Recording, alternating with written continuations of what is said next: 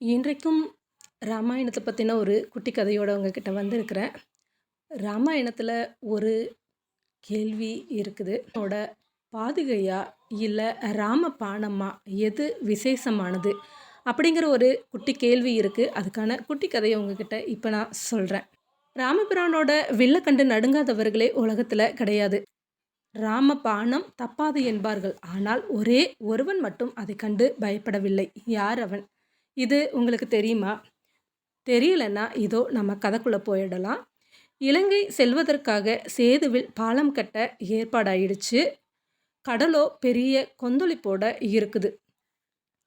சமுத்திரராஜா ஒரு நல்ல காரியத்துக்காக இலங்கை செல்றோம், அமைதியா இரு என்று ராமன் சொல்லி பார்த்தார். அவனோ அடங்குவதாக இல்லை. கோபத்துடன் ராமபிரான் தன் பாணத்தை எடுத்து விட்டார்.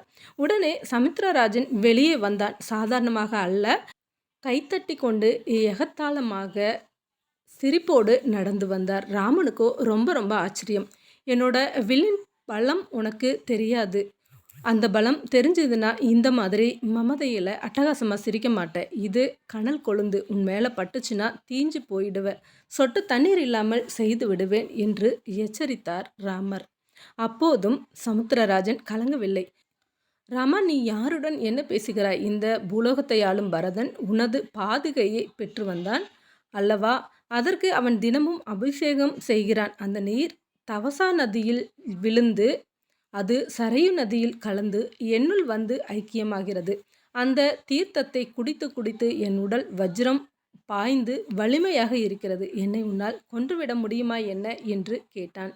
உண்மைதானே? ராம பாணத்தை விடவும் ராம பாதுகை விசேஷமானது. இந்த தகவலை தான் இன்றைக்கி நான் உங்ககிட்ட சொல்ல வந்தேன். இது பிடிச்சிருந்ததுன்னா லைக் பண்ணுங்கள், கமெண்ட் பண்ணுங்கள், சப்ஸ்கிரைப் பண்ணுங்கள். நன்றி.